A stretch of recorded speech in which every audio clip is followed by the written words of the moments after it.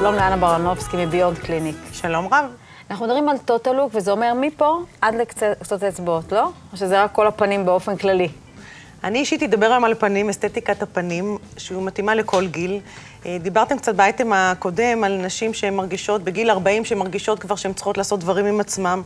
אז היום יש באמת דבר שמתקדם יותר ברמה של טוטל לוק, עם מראה שהוא פרש לוק. נכון. זה אומר לא להסתכל על קמת קטן, לא רק על נפילה קטנה, לא רק על משהו בודד קטן שמפריע, אלא להסתכל על כל המראה. המראה הכללי של הפנים. המראה, אני אישית מאמינה שתמיד צריך להסתכל גם על הקמת, גם על הנפילה, גם על הסימטריה, גם על קמטים, גם על מיצוק, קצת מכל דבר. בקיצור, לראות אותו באופן כללי. נכון מאוד. אז מה עושים? מה התהליך?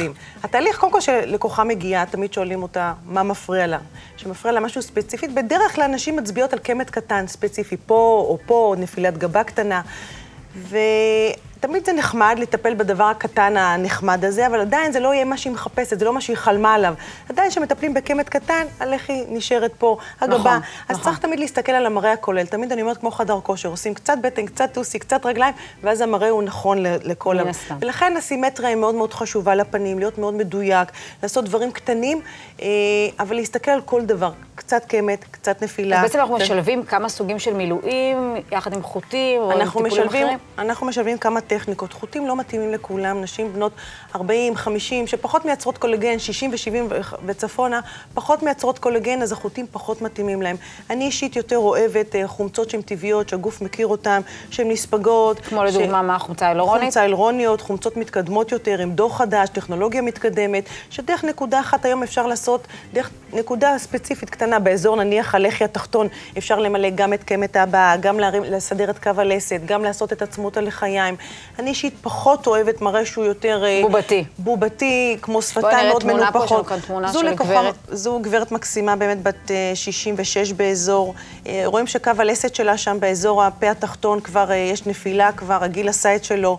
רואים שהסנטר גם יש נסיגה פנימית, שרואים שקע שבאזור הזה. אז כאן עשו מילוי? פה עשו מילוי, בנו קו לסת מאוד יפה, הדגישו את הסנטר, שחזרו אותו כמו שהוא היה בעבר, והכל דרך דבר, דקירה קטנה, מקסימום שתי דקירות. אבל בעצם טיפלו בסנטר, וטיפלו גם באזור של הלחיים, הכל באותו טיפול? נכון, באותו טיפול גם מילאו את הקו לסת, גם עשו את הסנטר כמו שהוא היה בעבר, גם את עצמות לחיים לכיוון למעלה, במראה מאוד עדין, מאוד אלגנטי, מאוד נשי, מאוד רך, מאוד טבעי, לא לנפח, ההפך, פרש לוק, אני תמיד בעד פרש לוק.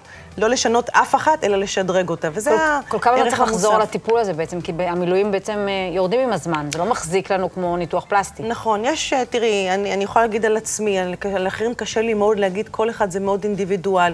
אני אישית עשיתי שפתיים לפני 2 ו7 חודשים, עדיין אני לא מתכוונת להוסיף, שיקי עיניים אני יכולה להגיד אישית על עצמי, עשיתי לפני 5 שנים, זה עדיין בסדר, 5 שנים בשיקי עיניים, אישית, ואני ראיתי עוד כמה דומות לי, שבאזור 3-4 שנים ככל שמתחילים בגיל יותר צעיר, זה מחזיק לי יותר זמן?